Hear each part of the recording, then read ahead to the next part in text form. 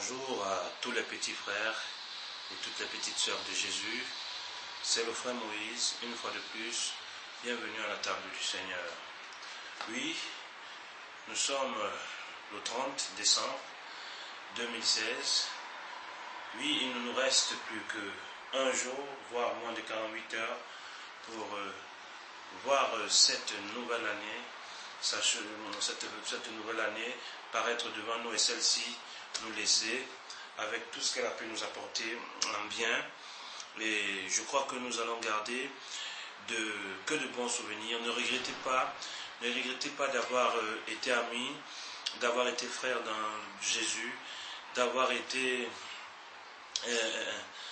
souvent même humiliés, voire même souvent discrédités au milieu des hommes, mais gardez juste un seul bon souvenir, c'est que Jésus est venu sur la terre, un jour nous aimer, et ce test que tout le monde connaît dans les cœurs, Jean 3,16, Dieu a tant aimé le monde qu'il a envoyé son Fils Jésus, et puisque Jésus est arrivé, afin que nous soyons sauvés.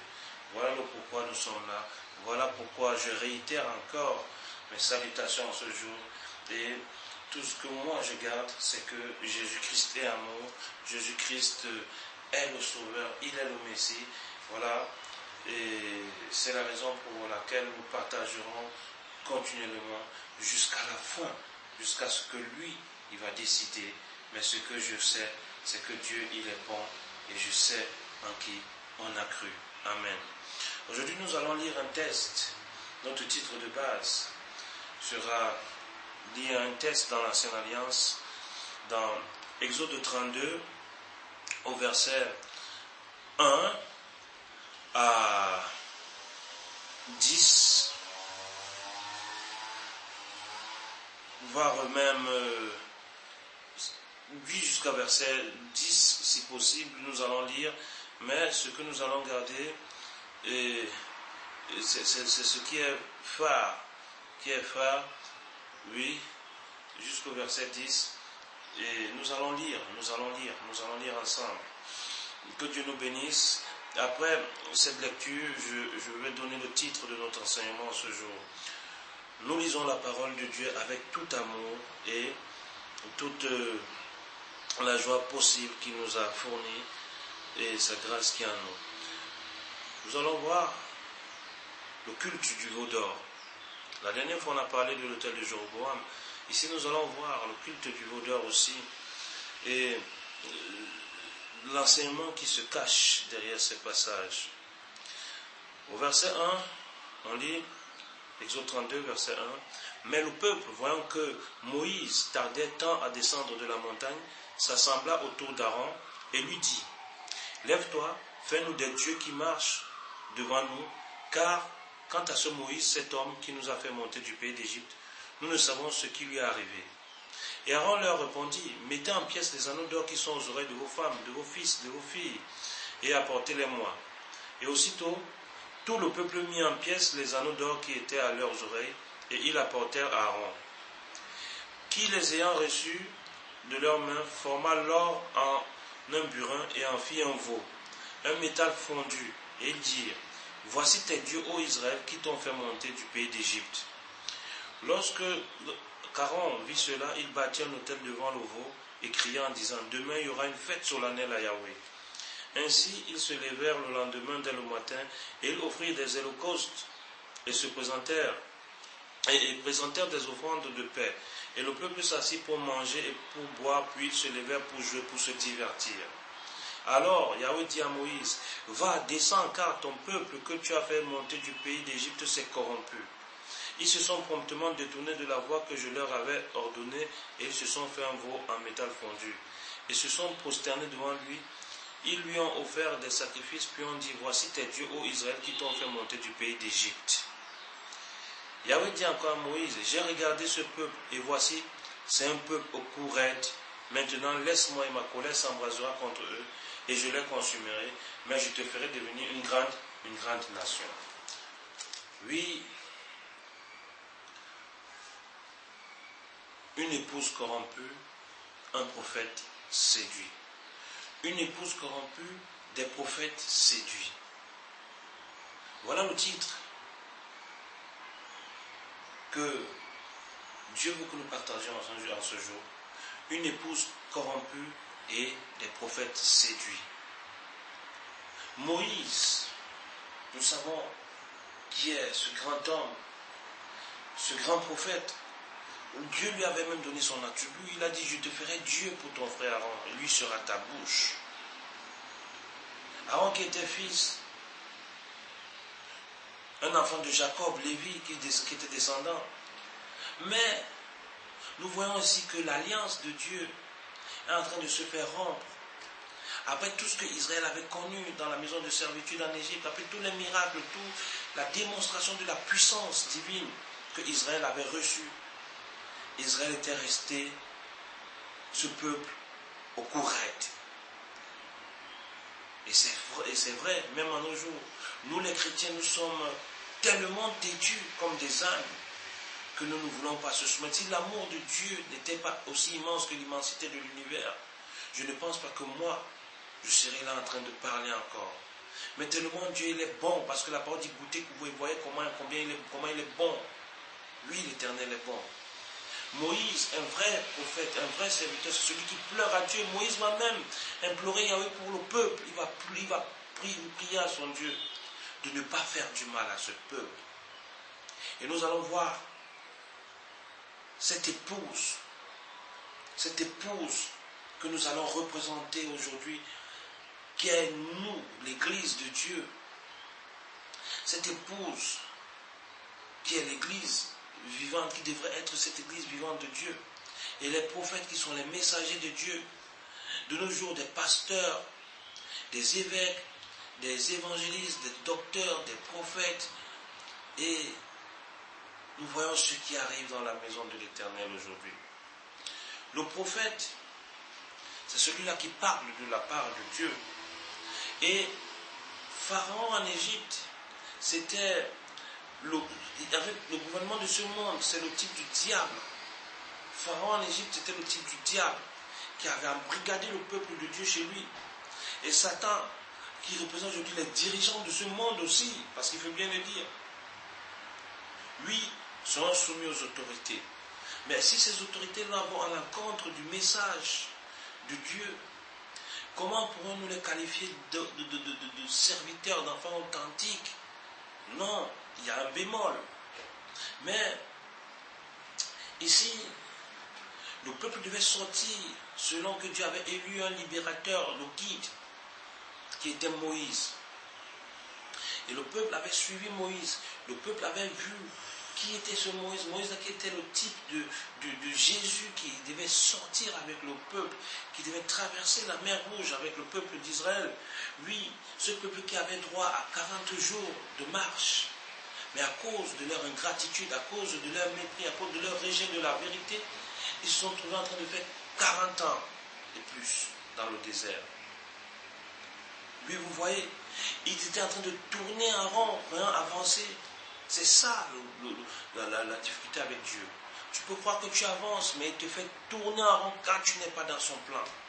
Voilà pourquoi nous devons faire très attention. Et Moïse va monter, et dans l'Exode 24, il va promulguer la loi. Il va promulguer la loi. Et lorsque nous allons voir un peu plus loin, Moïse va aller à la montagne. Il va monter pour prendre le modèle de la construction du tabernacle, de la description du chandelier, les vêtements sacerdotaux, l'arche, l'autel. Moïse va aller faire cela. Et quand Moïse va faire cela, c'est pour la gloire de Yahweh, la gloire de son Dieu. Les parvis, tout.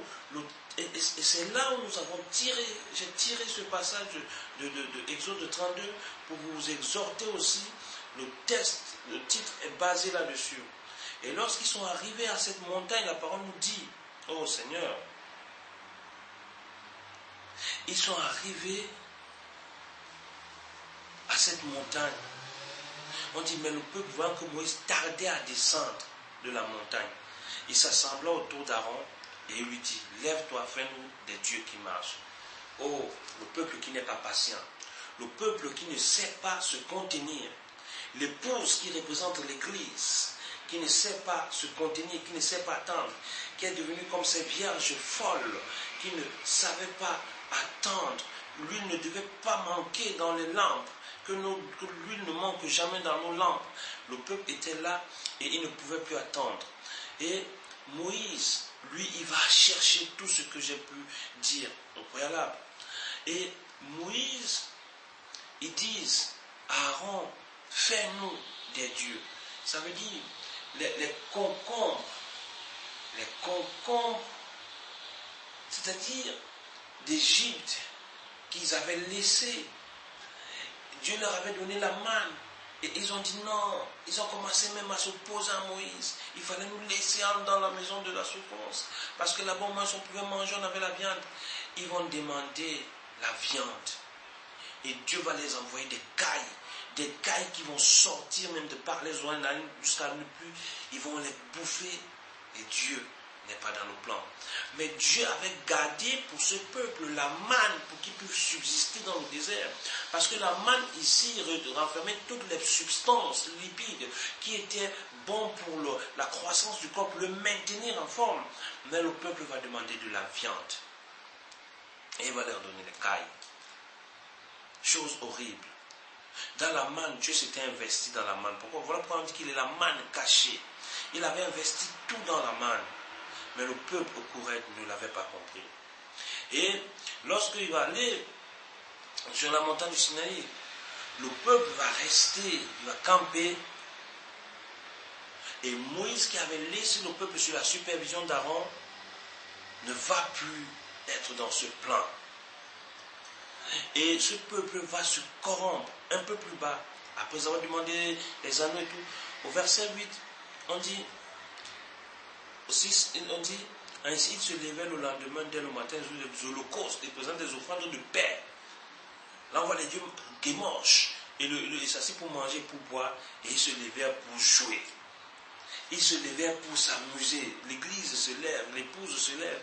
Il donne une fête. Au verset 5, on dit que lorsqu'Aaron vit cela, il bâtit un autel devant le veau. Il donne la gloire à des dieux étrangers, des dieux qui sont en abomination avec le vrai Dieu Yahweh. Et il dit, demain il y aura une fête solennelle à Yahweh. Et ces fêtes-là, voilà pourquoi je vais prendre un peu, je vais tirer la sonnette d'alarme. Souvent même on fête des anniversaires des églises, de cette dénomination. On fait des rencontres, sincèrement je vais vous dire, qui n'ont même pas lieu d'être là. Mais on met toujours gloire à Dieu. Gloire à Dieu. Vous savez ce que veut dire la gloire de Dieu? Ça encore nous allons le voir dans les jours à venir.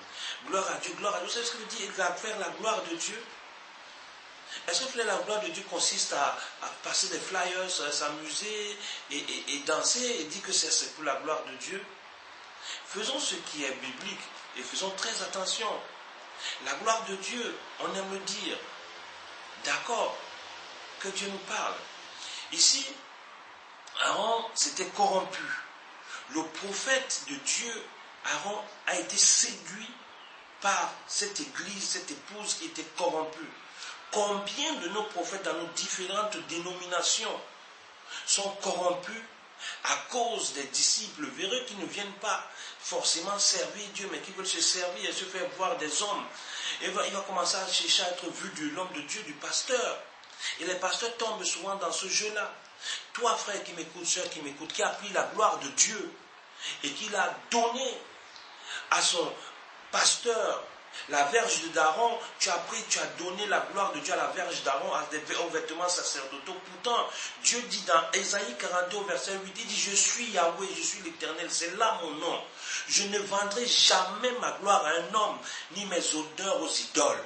Idolâtres que nous sommes, idolâtres que l'humanité tout entière est en train de sombrer dans l'idolâtrie. Regardez comment on est fanatique de la mode, du sport, de tout, mais on n'est même pas fanatique de Jésus-Christ. Et puisque l'épouse a été corrompue, on est dans une distraction spirituelle, on va commencer à faire les retraites de prière. Je ne dis pas que ce n'est pas bon de faire des retraites de prière, mais dans quel esprit? Et il y a des sœurs qui viendront, des frères qui viendront, des sœurs surtout, oui, parce que vous savez, le diable aussi passe beaucoup par la femme, elles sont tellement sensibles, même quand il n'y a rien, elles sont sensibles. Et elle va commencer à dire non, oh, les pasteurs qui vont dire, les prophètes qui ont été séduits au préalable vont dire, ah mais ramenez les photos des frères, si tu veux que ton mari ne quitte pas, toi tu ne te quittes pas. Elle va commencer à dit, j'attache le frère Landry, j'attache le frère Landry, au nom de Jésus, tout. Frère, c'est la distraction spirituelle. Toi qui attaches le frère pour qu'il ne parte pas. Toi qui invoque, je coupe la tête du diable, j'envoie la bombe dans le camp de Satan, boum, je piétine le diable avec tes grosses chaussures comme mes pieds. Tu vas dire, mais c'est pas possible. Tout ça, pourquoi? Mais le diable, il peut te regarder, il va dire, oui, c'est bien de couper ma tête. Tu peux couper le diable, je tue, j'envoie la bombe dans le camp de Satan, boum, ça explose. Oui, tu peux le faire. Mais quand le diable te regarde, quand le malin t'observe, s'il reconnaît ses attributs en toi, ah, ma soeur, toi qui viens le dire, tu n'es pas encore en paix avec les autres. Il y a encore le mensonge dans ta vie. Il n'y a pas le pardon, il n'y a pas la rémission des péchés. C'est difficile. C'est difficile. Et quand il va regarder, Éphésiens 6 ne va pas s'accomplir dans ta vie. Il va dire, mais non, la soeur n'est pas armée. Les âmes spirituelles, les âmes défensives ou offensives, je ne les vois pas dans sa vie. Ça veut dire qu'elle m'appartient encore. Tu vas couper la tête de Dieu. Peut-être, ici, je vais prendre l'exemple où j'ai grandi dans mon pays. Moi, j'ai grandi à Bassa. Imaginez, tu es peut-être, il y a une grande ville. Il y a des grandes villes au Cameroun, tu coupes la tête de Dieu peut-être en Dokoti, et quelque part plus tard, même pas arrivé, comment je veux dire, à Ndogbo, le diable dit, tu vas couper ma tête, il ressort, il te regarde, il dit non, tu n'as rien fait. Tu m'as tué ici, je me suis ressuscité, même pas à 2 pas. Écoutez un peu. Tu me tues, APK11 à Bengassi, tu es chez moi, APK11, tu le tues, il ressort à peine même pas 200, même pas 5 mètres, même pas 2 mètres, il est là, il dit, mais tu peux me tuer, parce qu'en toi, je me reconnais encore. C'est ça. Armez-vous d'abord spirituellement, mes frères et sœurs. Et c'est ça le plan du diable. Lorsque le diable vient, il entre dans un endroit. Toute la semaine, tu ne t'es pas sanctifié. Parce que les gens disent, ah, il faut venir dimanche, c'est le jour de sanctification. Toutes les secondes, toutes les tiers, c'est pour la sanctification. Si toute la semaine, tu vas passer ton temps à dire, oui, je peux m'amuser, dimanche, je vais aller me sanctifier. Voilà pourquoi il n'y a plus de dons spirituels dans les églises. Beaucoup fabriquent le parler en langue. Beaucoup viennent s'amuser parce qu'ils veulent se faire remarquer que, oh, oui, moi aussi, le signe extérieur de Saint-Esprit, quand il y a parlé, il y a des gens qui parlent en langue. Qui vous a dit cela? Même le diable parle en langue. Oui, c'est une des preuves. Mais comment? Le discernement, comment savoir? Aujourd'hui, même dans des écoles, on a créé des écoles pour apprendre aux gens à parler en langue. C'est difficile. Une épouse corrompue et des prophètes séduits. On en trouve de nos jours partout. Voilà pourquoi des gens disent, où est donc la vérité? Parce qu'il dit tellement viendra mon nom. Oui, c'est moi, je suis Jésus, c'est moi, c'est moi. Le moi là, la maladie de l'orgueil inguérissable. Le moi, maladie de l'orgueil inguérissable. Oui, on est toujours en train de dire, non, c'est moi. Le moi doit mourir. Le moi ne doit plus exister en nous. Sincèrement, soyons honnêtes envers nous-mêmes. Si nous, l'épouse de Dieu, nous sommes encore à ce stade-là, on a vu, ils vont se divertir. Voilà comment on va se divertir dans nos différentes dénominations, assemblées. Et on va dire, non, on est là pour la gloire de Dieu. Et Dieu va dire, ce peuple-là que j'ai laissé sous l'ordre de Daron, il a été corrompu. Il a été corrompu parce que Josué lui-même va monter chez Moïse, il va voir que c'est grave. Le peuple est corrompu. Moïse qui est allé chercher, ils ne vont pas se soucier, ils vont dire, ah, on ne sait même pas qui il est devenu ce Moïse. Peut-être il est mort là-bas, peut-être on ne sait pas. Ce qui est sûr, c'est qu'il n'est plus là. Nous, on va se divertir. On va commencer. Ils se sont mis à se divertir, à jouer. Et c'est ce qu'on trouve beaucoup dans nos assemblées. On s'amuse, on joue beaucoup dans les assemblées de nos jours. On ne veut plus prendre le temps de comprendre ce que Dieu veut de nos vies, ce que nous devons faire, ce qui est en accord avec la parole. Et ils vont donner même des fêtes solennelles comme on n'en voit pas tout aujourd'hui. Combien encore des fêtes se passeront à la veille de la nouvelle année, selon le calendrier grégorien des hommes, mais qui reconnaît la véracité de Jésus parce qu'on s'est basé sur sa venue sur la terre. Même le calendrier grégorien reconnaît que Jésus a existé. Et vous qui ne voulez pas admettre qu'il est Dieu, même l'histoire est basée, c'est-à-dire tout est imposé par ce Jésus-là. Parce que lui, il est là, il est appelé à nos demandes, à tout ce qu'on veut, qui peut nous arriver de bien dans la vie. Amen. Ainsi, Moïse va se lever. Frères et sœurs, soyons très attentifs. Il y a des gens qui ne vont pas chercher cette vérité, qui vont se contenter à rester dans leur église quelconque, et ils vont commencer à dire non, si moi j'appelle mon pasteur. Tu vas aller en boîte de nuit, les mêmes dombolo, le même tcha-tcha mambo que tu dansais, tu vas ramener les mêmes pas de danse dans l'église de Dieu. Il y a un problème. Il y a un problème, frère. Il y a un problème. Ne jouons pas. Tu vas commencer à dire, oh, le diable, il m'a attaqué. Oh, allô, pasteur, oui. Le pasteur, oui, il peut répondre. Mais toi-même, frère, il dit, il a fait de nous un royaume des sacrificateurs. Toi aussi, tu es un sacrificateur. Tu peux le faire. Ne fatiguez pas le corps de Christ en vain. Voilà pourquoi il faut être très prudent, mes sœurs. Très prudent, mes frères, les petits frères de Jésus. Soyez très prudents. Parce que le monde va mal. Qu'est-ce que la parole nous dit dans 1 Pierre, au chapitre 2, versets 8 à 10? Il dit ceci. Ils s'y achoppent en désobéissant à la parole, et c'est à quoi ils ont été destinés. Vous, par contre, vous êtes une race élue, un sacerdoce royal, une nation sainte, un peuple racheté, afin d'annoncer les vertus de celui qui vous a appelé des ténèbres à son admirable lumière. Vous qui, autrefois, n'étiez pas un peuple, et qui maintenant êtes le peuple de Dieu. Vous qui n'aviez pas obtenu miséricorde, et qui maintenant avez obtenu miséricorde. C'est ça, la volonté de Dieu. C'est ça, la vérité. Voilà pourquoi nous devons comprendre que nous sommes à une époque où il faudrait que, si nous ne comprenons pas cette véracité-là, qu'on soit vraiment dans ce plan du salut qui ne doit pas nous mettre hors d'état de nuire. Et si nous ne comprenons pas aussi la véracité même de cette parole, nous serons en train de faire des choses en vain. Israël devait sortir. Israël qui est représenté aujourd'hui par son peuple, par l'Israël spirituel qui est représenté comme l'Église, qui devait sortir. Et tout ce qui est péché, tout ce qui était en Égypte, tout ce qui était péché devait être englouti dans cette mer-là de l'oubli, cette mer rouge. Oui, ça veut dire tout ce qui est péché, la haine, l'homosexualité, le lesbianisme, le crime, la masturbation devait être mort dans cette mer de l'oubli et renaître à Canaan. Ça veut dire traverser Canaan qui représente la terre promise et revenir à la source. Aujourd'hui, nous devons marcher en nouveauté de vie selon les préceptes, les principes que l'Église a mis à nous, l'Église parfaite a mis comme capacité à ce que nous sortions de cette ignorance et que nous voyons clairement que voilà ce qui doit être et voilà ce qui ne doit pas être. Que nous soyons plus soumis à des pratiques où on se dit on vient faire parce qu'on doit faire. On ne sert pas Dieu parce qu'on doit servir Dieu. On sert Dieu pour ce qu'il est, pour ce qu'il a fait pour nous. Il n'y a pas de contrat là-dedans. On sert Dieu parce que lui, il est amour. Nous, en fait, on ne méritait même pas le servir. Vous savez, à l'époque, le Saint-Esprit était posé sur des catégories de personnes. Les rois, les prophètes. On les voyait.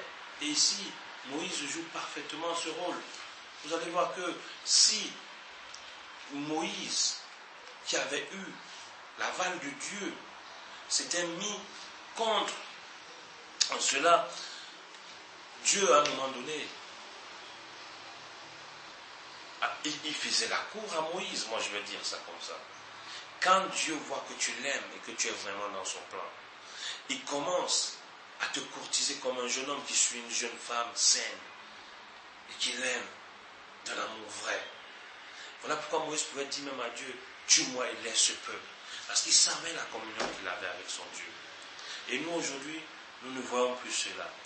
Même au temps de l'église primitive, on a vu des gens vouloir s'infiltrer Parce que la corruption est entrée dans Acte Saint.